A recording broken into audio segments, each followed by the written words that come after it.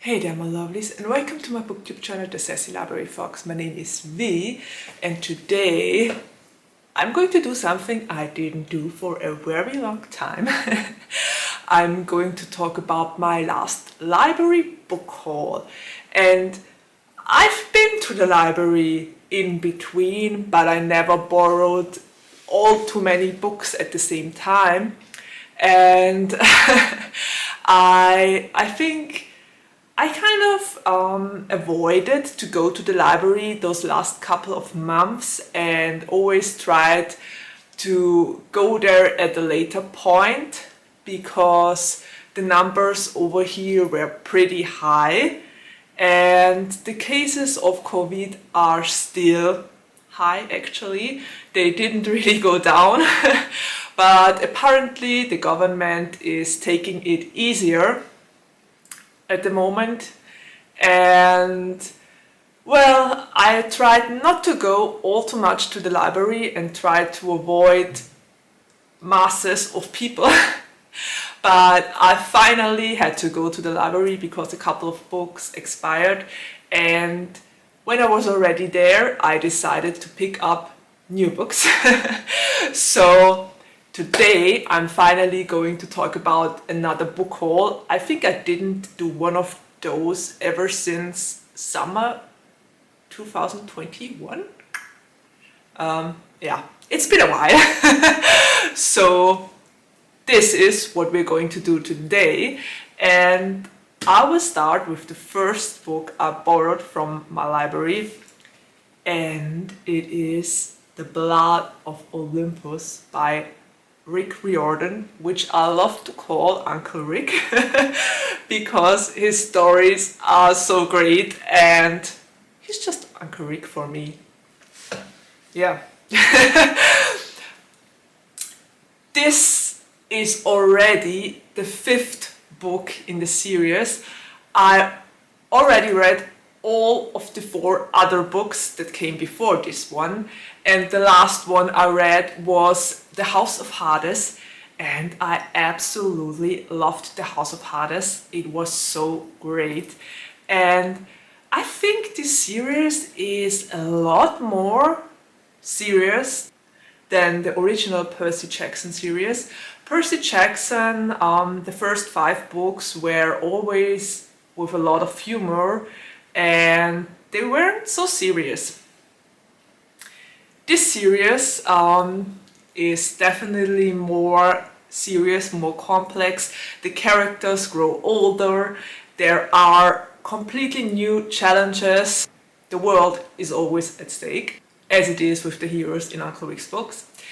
And since this is the 5th book in the series, I don't want to spoil anything, but I really enjoyed all the 4 other books I read, and I can't wait to finish this series and to find out how it will end for all of my precious heroes. Especially for Hazel Levesque. I love her. She is such an amazing heroine. The same goes for Annabeth. Annabeth is great. And as for the boys, it shouldn't come as a surprise that I love Percy and Leo Valdez and my precious son, my absolutely precious son, Nico D'Angelo. So I hope they all will have a happy ending, and I'm curious to find out if it is written in here. Please, Uncle Rick, have mercy on my poor soul and heart. So that was the first book. The second book I borrowed from my library is The Fever King, and this is actually a book that's been on my 2021 to be read, I think, and I wanted to read it for ages, and because I never managed to get it from the library, I finally decided to pre-order it, and the order came in, so I picked it up from my library, and I was so glad that I finally got that one. I'm not all too sure what it is about since it's been on my to be read. I think it was even my 2022 to be read list. Yeah, I'm such a mood reader. I always make a to-be-read list, and in the end I read other books.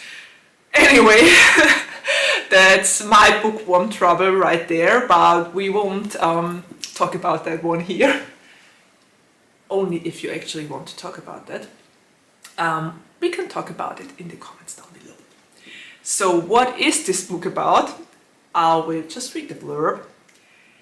In the former United States, 16-year-old Noam Alvaro wakes up in a hospital bed, the sole survivor of the rival magic that killed his family and made him a technopath. His ability to control technology attracts the attention of the Minister of Defense and thrusts him into the magical elite of the nation of Carolina. The son of undocumented immigrants, Noam has spent his life fighting for the rights of refugees. Fleeing magical outbreaks, refugees Carolina routinely deports with vicious efficiency. Sensing a way to change, Noam accepts the minister's offer to teach him the science behind his magic, secretly planning to use it against the government. But then he meets the minister's son, cruel, dangerous and achingly beautiful, and the way forward becomes less clear. Okay, so this is an MM book about magic and about the fight for the right thing and refugees. This sounds very interesting. I have no idea why I waited so long to read this, but this seems to be right up my alley, so I will definitely dive into this soon. This sounds great. The next book I borrowed from my library is The Very Large Expanse of Sea. And it's actually a Tahereh Mafi book. I hope I didn't butcher her name. I absolutely loved her Shatter Me series. I loved the first trilogy, it was amazing. I love book 4 and 5. Book 6, let's not talk about this. When it comes to me, personally, book 6 never existed. But that's a topic for another day. So far, I only read the Shatter Me series by Tahereh, but I think this is the only book I know of her she wrote outside of the series, and it sounds very, very interesting because it's about a Muslim family after 9/11, and I'm just going to read the blurb once again. It's the year after 9/11 and Shireen has just started at yet another new high school. It's a difficult time, but especially so for a 16-year-old Muslim girl who wears hijab. Shireen is never surprised by how horrible people can be. She hides away, drowning her frustrations in music and spending her afternoons breakdancing with her brother. But then Shireen meets Ocean James. He's the first person in forever who really seems to want to get to know her, and it terrifies her. He's not like everyone else, but Shireen has had her guard up against the world for so long that she's not sure she'll ever be able to let it down. So this sounds like first love, and it sounds like there will be a lot of racism in here. So this is going to be a heavy read, I think, but it also sounds very interesting and it has me intrigued. So I will definitely read that one, and I'm very curious to see Tahereh's writing style outside of the Shatter Me series. So this is going to be interesting to discover.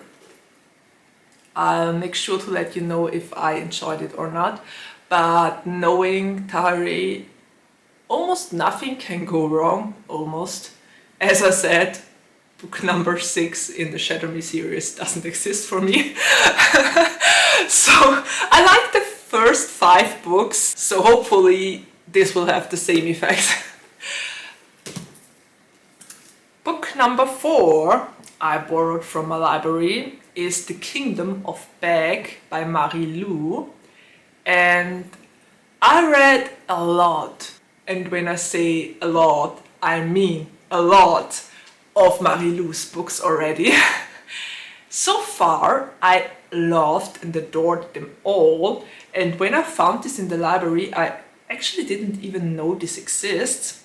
But when I found this in the library and read the blurb, I was instantly intrigued, because apparently this is some sort of story about the sister of Mozart, and it's obviously fiction. But as a person who lives in Austria, who comes from Austria, who is from the country Mozart was born in, I know everything about Mozart. I basically grew up with him and with his music. So to read Marilou's take on his sister's story is very, very interesting. It has me super intrigued, and I'm very, very pumped to see what she made out of this. I have pretty high expectations because I love music in my books, and Mozart is perfect for someone from Austria like me. A Mozart angle in a book is perfect. So I guess we'll see how that one goes. I definitely make sure to let you know if I enjoyed that one or not. I think from an Austrian perspective, this might be even more interesting to discover. So yeah, as someone who grew up with Mozart, this is super interesting. A super interesting take on it and on the story. Yeah. I will let you know if I enjoyed it as someone who grew up with Mozart and as someone who lives in Austria. And the last book I borrowed from a library, book number 5, is Waking Gods. And Waking Gods is the second book in the Themis Files series. I already read the first book. I'm sure you all remember it. The Mysterious Big Hand in the Earth. So,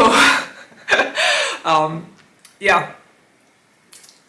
I'm very curious how this is going to continue. The first book had a pretty interesting ending. Don't want to spoil anything.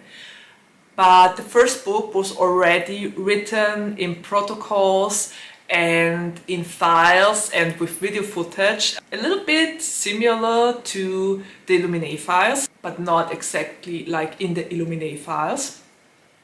Similar, but not the same. And the story was completely different. I already spoke about Sleeping Giants, I think, and it was an interesting book. It was something very, very strange and totally different than I usually read, but Sleeping Giants might have actually been the book that got me back into reading sci-fi. So there's that. And I think I put this book on my to-be-read list of 2022. I would have to look it up, but I know for sure that I wanted to continue with the series and I'm going to do it. Yeah. After they found all those body parts of the statue and put them together, this is going to be really interesting, and especially after the ending of the first book. I can't wait to dive into this story and to find out where it's going to head, because right at this moment after reading the first book, I have absolutely no clue where the author is going to take this series. Which is great. I love to be surprised by series. Yes, this was book number 5, and I think I just told the pile into the cam once again. Pooh, this is quite a pile. 5 books I borrowed from a library and 5 books I'm probably going to read in the next 3 months or so. I will try my best to get to them soon, but as you all know, I'm a mood reader and have difficulties to hold to my to-be reads. So, this said, I'm already at the ending of my video once again. I hope you enjoyed it. I hope you're still healthy and safe. Try to avoid big masses if COVID is still going strong in your country. And take care, my friends. And there's nothing left to say except of see you around the next time. Bye!